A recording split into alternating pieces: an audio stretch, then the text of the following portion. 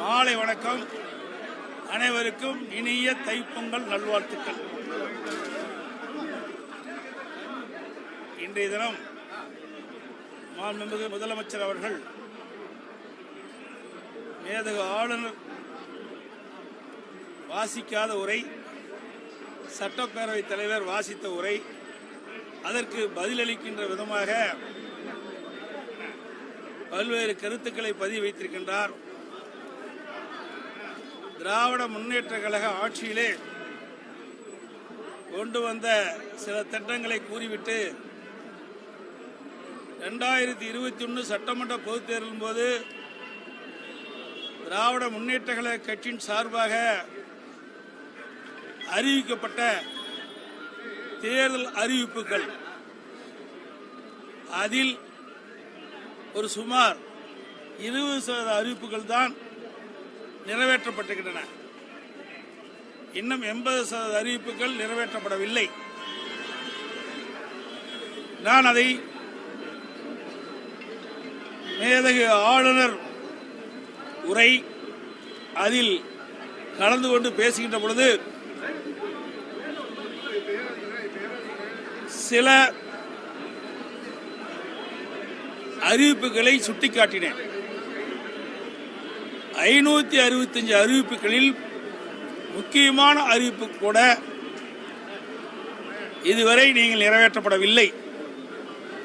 அதில் முக்கியமானது ஒன்று, நீட் தேர்வு ரத்து செய்யப்படும், நீட் தேர்வில் தமிழ்நாட்டிற்கு விதிவிலக்கு பெற்றுத்தரப்படும் என்ற ஒரு முக்கிய அறிவிப்பு.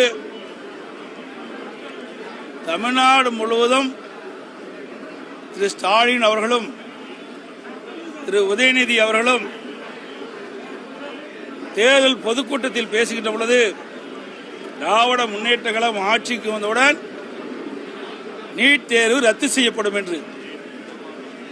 நேற்றைய தினம் நான் சட்டமன்றத்திலே பேசுகின்ற பொழுது,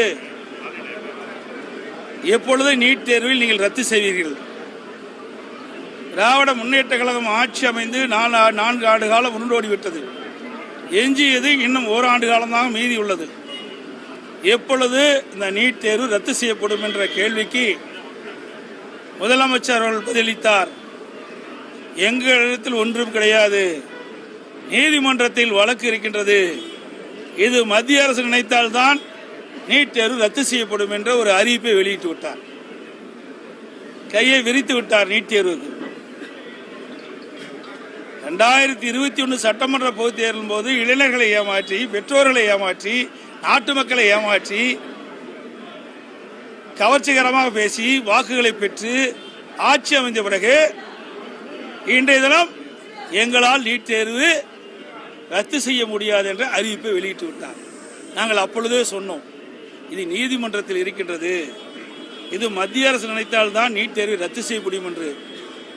அப்பொழுதெல்லாம் எங்களை ஏளனமாக பேசிய முதலமைச்சர் நேற்று தினம் அவரே நீட் தேர்வை ரத்து செய்ய முடியாது என்ற அறிவிப்பை வெளியிட்டு விட்டார்.